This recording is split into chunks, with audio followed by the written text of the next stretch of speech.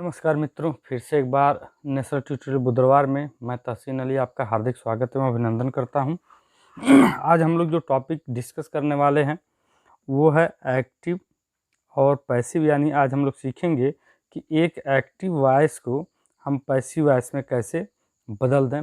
मेरी कोशिश है कि इसको बड़े ही संक्षेप में और आसानी से आपको बताई जा सके ताकि आप हर तरह के एक्टिव से पैसिव के वाक्यों को बड़ी आसानी से बदल पाएँ, क्योंकि यह कई परीक्षाओं के लिए बड़ा ही महत्वपूर्ण विषय रहा है।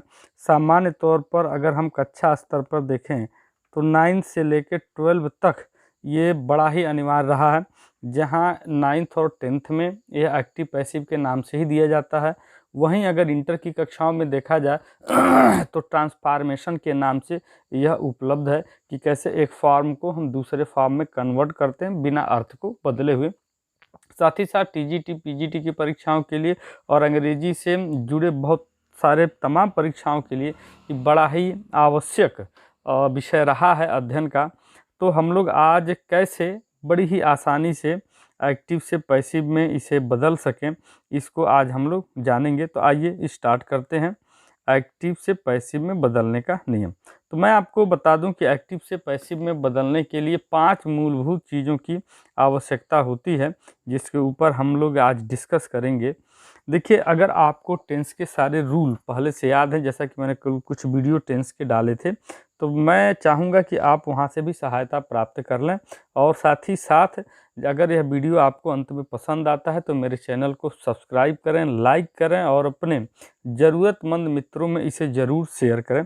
तो आइए हम लोग डिस्कस करते हैं एक्टिव से पैसिव में बदलने के जो सबसे महत्वपूर्ण नियम हैं वो क्या क्या हैं। तो देखिए, इसके लिए 5 नियम सबसे महत्वपूर्ण हैं। पहला कि हम एक सब्जेक्ट को ऑब्जेक्ट में बदल देंगे और ऑब्जेक्ट को सब्जेक्ट में बदल देते हैं। लेकिन बदलते समय आपको ध्यान रखना है कि यदि इधर सब्जेक्ट का सब्जेक्टिव केस आया है ही, ठीक है, तो जब हम उसे ऑब्जेक्ट में लेकर आएंगे तो इसे सब्जेक्ट का ऑब्जेक्टिव केस जैसे कि हिम होता है तो इसको हम हिम में लिखेंगे। इस बात का आप ध्यान रखेंगे। और अगर इधर आई आया है तो जब हम इसको इधर लेकर आएंगे तो उसे हम मी में बदल देंगे। ठीक है, इस बात का आप यहाँ पर अच्छे तरीके से ध्यान रखेंगे ताकि आप आसानी से इन चीज़ों को समझ सकें। फिर से देखिए, रूल नंबर 1, सब्जेक्ट को ऑब्जेक्ट में और ऑब्जेक्ट को किस में बदलना है, सब्जेक्ट में बदल देना है। फिर से हम लोग देखेंगे कि यदि इधर ही आया है तो इधर आने के बाद यह हिम में बदल जाएगा। जबकि यदि अगर हम देखें इधर से कि इसी प्रकार से यदि ऑब्जेक्ट इधर मी आया है और यह इधर आता है तो आई में कन्वर्ट हो जाएगा। ठीक है, तो इस बात को आप ध्यान में रखेंगे। दूसरा है कि एक टेंस आगे की हम सहायक क्रिया का इस्तेमाल करेंगे।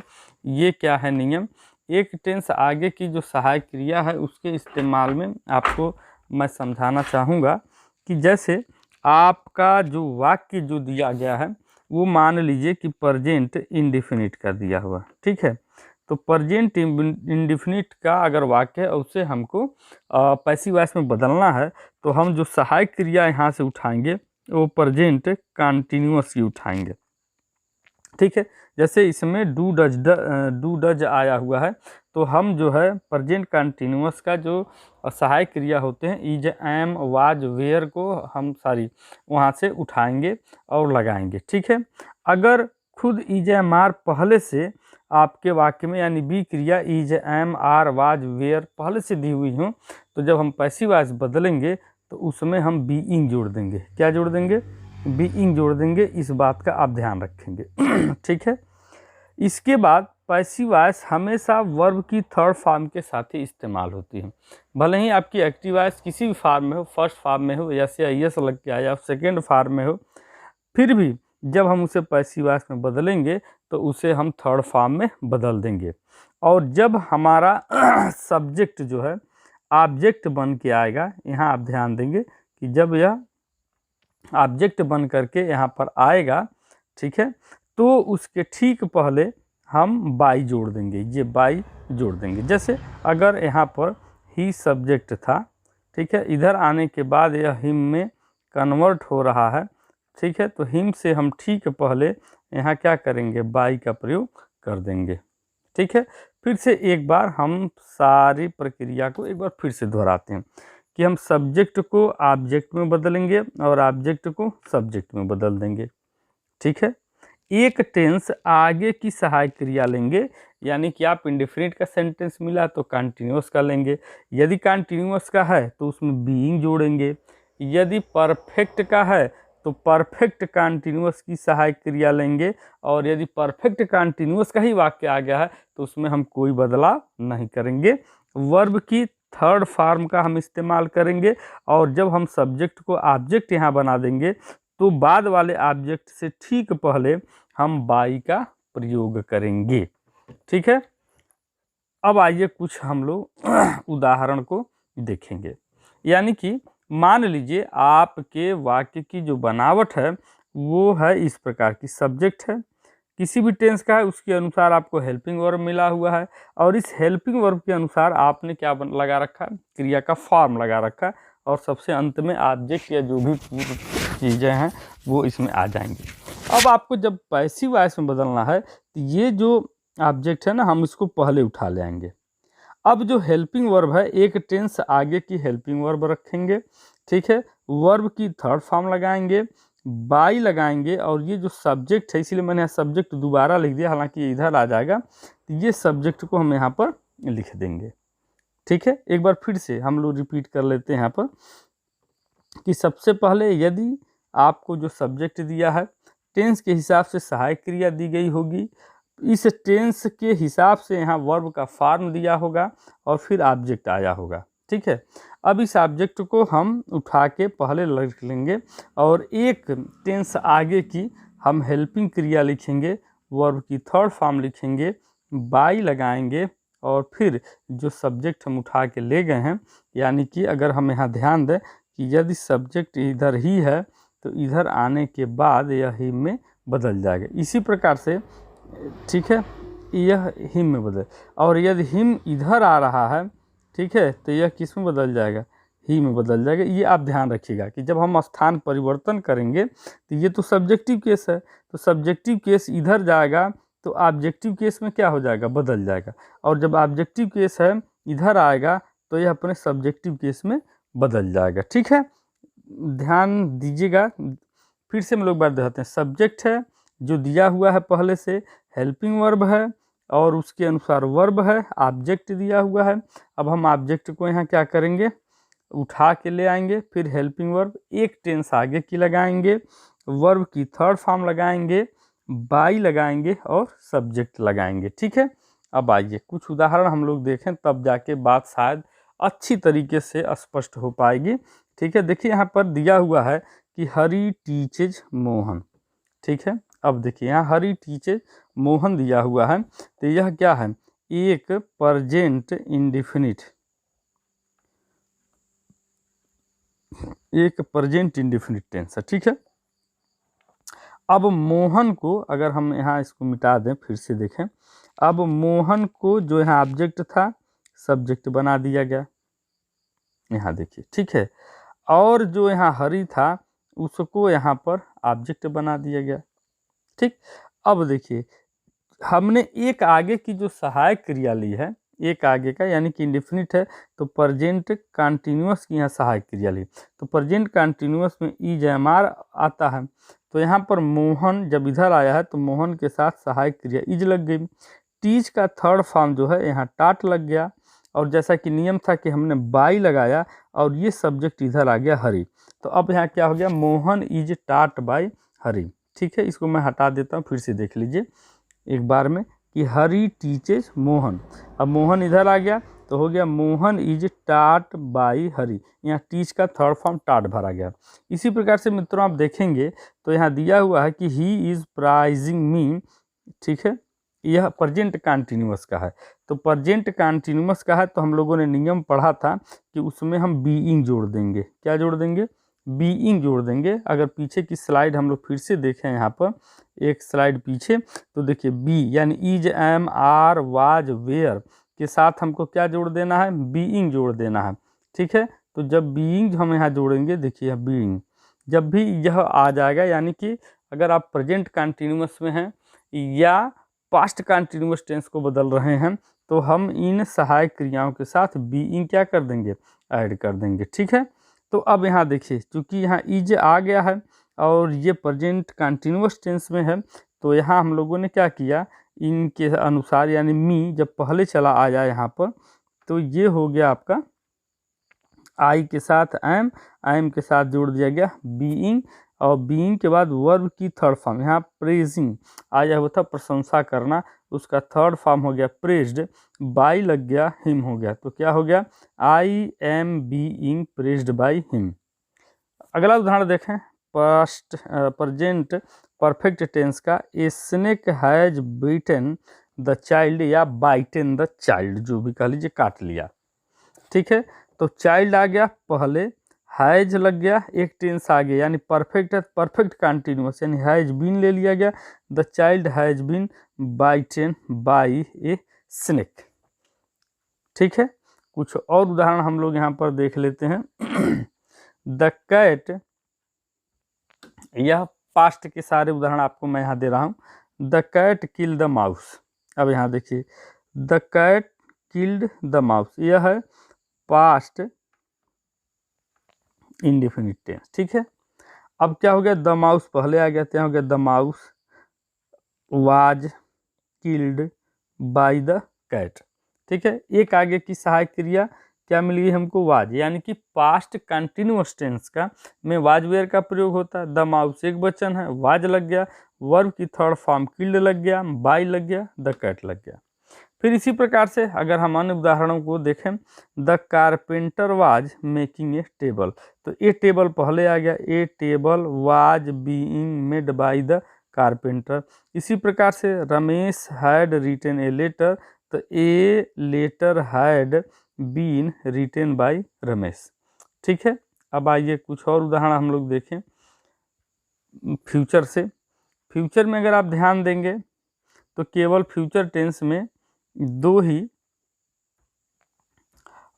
टेंसों के बनते हैं, एक तो फ्यूचर इंडेफिनिट का और दूसरा फ्यूचर परफेक्ट का। ठीक है, तो अब यहाँ देखिए, he will help you,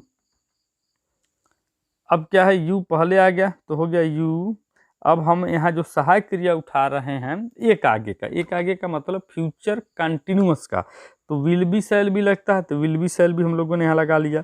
you will be, help का थर्ड फॉर्म हेल्प्ड आ गया, बाई लग गया, और ही जब इधर आया तो हिम में बदल, तो हो गया you will be helped by him.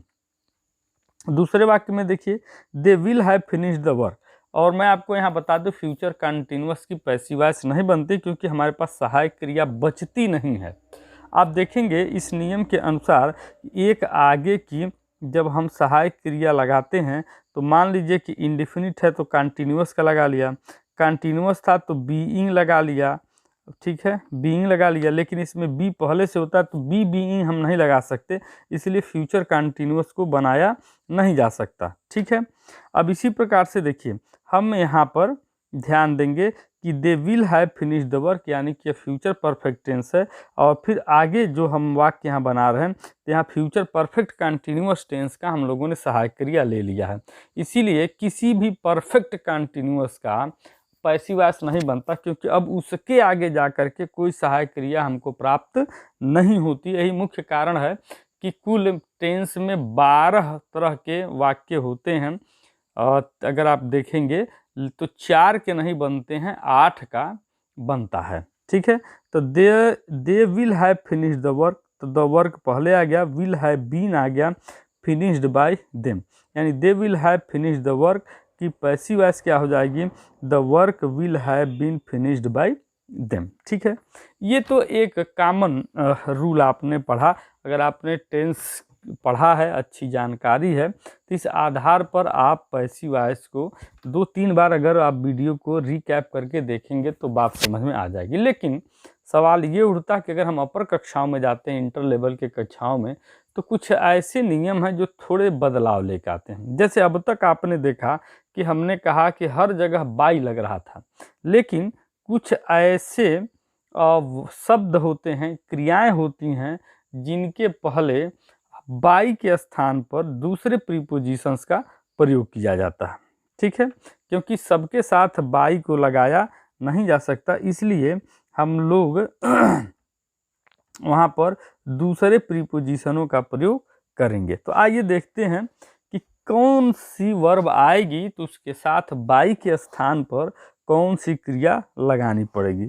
अब यहाँ आप देखेंगे मित्रों कि सरप्राइज आ गया, एस्टोनिश्ड आ गया, डिसअपॉइंटेड आ गया, डिस्ट्रेस्ड आ गया, डिस्प्लीज आ गया, ठीक है, अलार्म्ड आ गया। अगर ये शब्द या वर्ब या क्रियाएं अगर वाक्य में पैसिव वॉइस को बदलने के लिए आपके लिए दी गई हैं, तो आप एट का प्रयोग वहाँ पर करेंगे, न कि बाय के। एक उदाहरण देख लेते हैं कि योर इंटेलिजेंस सरप्राइज्ड मी। ठीक है, जब इसकी पैसिव वॉइस बदली गई है यहाँ पर, ठीक है, तो यहाँ देखिए सरप्राइज्ड आ गया, तो यहाँ पर हो गया I was surprised at your intelligence. तो ऐसे में यहाँ बाई का प्रयोग न करके किसका प्रयोग किया गया है, एट का प्रयोग। तो आप याद रखेंगे इन क्रियाओं को, ये जितनी भी क्रियाएं हैं आपको याद करना पड़ेगा, रटना पड़ेगा कि इनके साथ हम सदैव एट का प्रयोग करते हैं। ठीक है, आइए अगले नियम को देखा जाए। इसी प्रकार से अगर हम देखें तो प्लीज्ड आया हुआ है, सेटिस्फाइड आया हुआ है, डिसगस्टेड आया हुआ है, चार्म्ड है, थ्रोन्ड है। लाइंड के बाद हमेशा हम विथ का प्रयोग करेंगे। किसका प्रयोग करेंगे, विथ का प्रयोग करेंगे। इसी प्रकार से कंटेंड है, इंटरेस्टेड है, इनके साथ हम इन का प्रयोग करेंगे, यानी बाई के जगह पर हम इनका प्रयोग करेंगे। ये बात आपको ध्यान में रखनी है। ठीक है, फिर से एक बार हम दोहरा लें, थोड़ा स्पष्टीकरण दे दिया जाए आपको कि यदि वाक्य में प्लीज्ड आया है, सेटिस्फाइड आया है, डिसगस्टेड आया है, चार्म्ड आया है, थ्रोन्ड या लाइंड आया है, तो उनके बाद हम हमेशा विथ का प्रयोग करेंगे। किसका प्रयोग करेंगे, विथ का प्रयोग करेंगे, यानी बाई नहीं लगाएंगे, विथ लगाएंगे। ठीक है, इसी प्रकार से यदि कंटेंड आ गया है, इंटरेस्टेड आ गया है, के साथ हम किसका प्रयोग करेंगे, इन कर। तो नियम वही रहेगा, जो नियम हमने आपको बताया नियम वही रहेगा, बस प्रीपोजिशन आपको बदल देना अगर ये क्रियाएं आती हैं तो। ठीक है, ये बात आपको अच्छे से ध्यान में रखना है। अब थोड़ा सा हम लोग देख लें कि अगर इन्हीं प्रश्नों को क्वेश्चन टैग में लेके आते हैं, इंट्रोगेटिव सेंटेंस में लेके आते हैं, तो थोड़ा सा हम परिवर्तन कर देंगे। मान लीजिए पहले इतने का हम देखते हैं।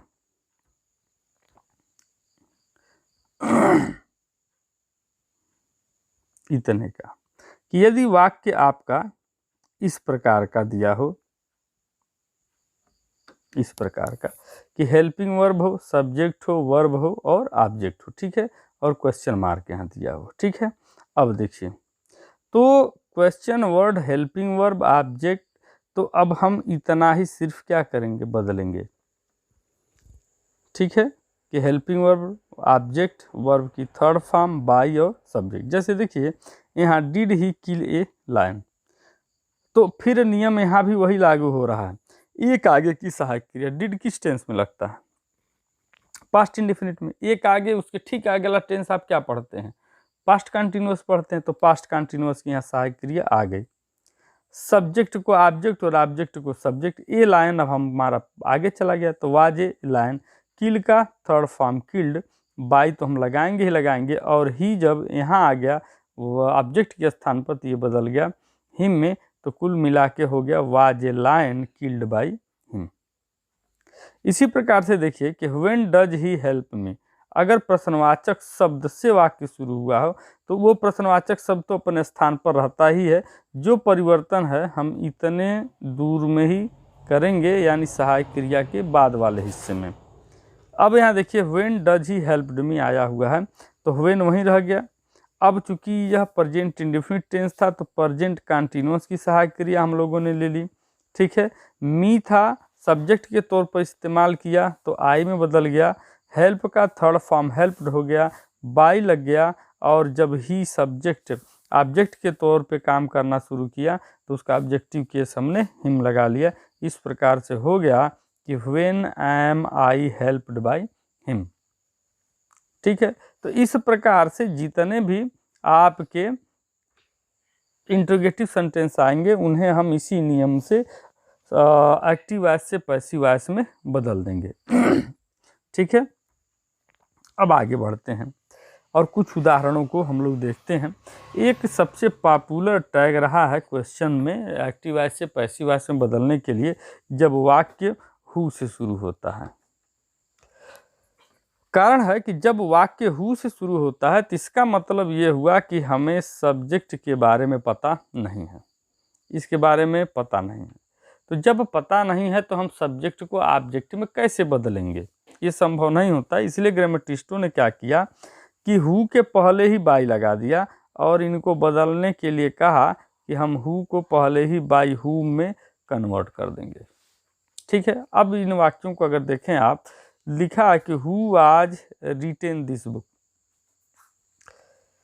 अब यहाँ आप देखेंगे ध्यान से तो एक गलती आपको नज़र आ सकती है अगर आप ध्यान से देखेंगे तो। अब यहाँ देखिए who has retain this book कि यह पुस्तक किसने लिखी, तो हु को यहाँ क्या कर दिया गया, बाय हु में बदल दिया गया। अब यहाँ देखिए ये प्रेजेंट परफेक्ट टेंस था तो present perfect tense present perfect continuous tense में बदल गया, यानी बाय हुम हैज, और ये जो हमारा ऑब्जेक्ट था उसे हम लोगों ने यहाँ सब्जेक्ट के तौर पर इस्तेमाल कर दिया तो हो गया by whom has this book been written, क्योंकि हमको हु यानी कि सब्जेक्ट के बारे में जानकारी नहीं है। दूसरा उदाहरण देखते हैं, हु स्टोल द पेन, तो हो गया बाय हुम वाज द पेन स्टोलन। ठीक है, इसको अब बार बार आप रिपीट करके देख लीजिएगा और स्क्रीनशॉट भी मैं यहाँ थोड़ा क्लियर कर देता हूँ। चाहे तो इन उदाहरणों के आप स्क्रीनशॉट ले लेंगे और फिर अपनी अभ्यास पुस्तिका से इसका अभ्यास करेंगे।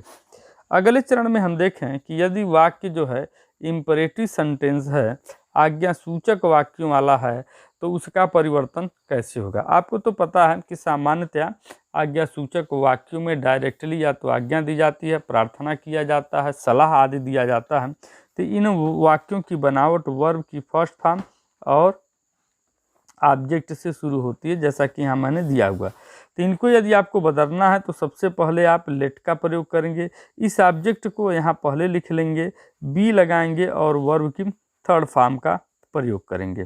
ठीक है, इसी प्रकार से अगर हम देखें कि यदि डू नॉट से वाक्य शुरू हुआ है तो हम डू नॉट वर्ब की फर्स्ट फॉर्म ऑब्जेक्ट लिखते हैं, लेकिन जब इसे कन्वर्ट करेंगे तो सबसे पहले लेट लिखेंगे, ऑब्जेक्ट लिखेंगे, नॉट लगाएंगे, उसके बाद बी और सबसे अंत में वर्ब की थर्ड फॉर्म का हम इस्तेमाल करेंगे। तो आइए कुछ उदाहरणों को हम देखते हैं। दिया कि पोस्ट दिस लेटर, यानी एक प्रकार से कहा गया कि पत्र को छोड़ दो, तो क्या हुआ कि let this letter be posted, let पहले लिख लिया गया, ऑब्जेक्ट हो गया दिस लेटर बी और वर्ब की थर्ड फॉर्म यहाँ लगा दिया गया, let this letter be posted. इसी प्रकार से अगर हम डू नॉट वाले को देखें कि do not kill the bird, तो let the bird not be killed. ठीक है, यानी कि हमेशा कोई भी वाक्य हो अगर पैसिव वॉइस में हम उसे ले जा रहे हैं तो हर हाल में आप जान लीजिए कि वर्ब की थर्ड फॉर्म का ही प्रयोग हमें हर हाल में करना है। ठीक है, आइए कुछ और उदाहरणों को हम लोग देखें। यदि वाक्य में पढ़ने के बाद ऐसा लग रहा है कि या तो प्लीज़ दिया हुआ हो या प्लीज का भाव हो, तो ऐसे में हम यू आर रिक्वेस्टेड टू का प्रयोग करेंगे, प्लीज को हटा देंगे और उसकी जगह पर यू आर रिक्वेस्टेड टू लगा देंगे। ठीक है, यदि सलाह दिया जा रहा है तो यू आर एडवाइज टू में उसे हम क्या करेंगे बदल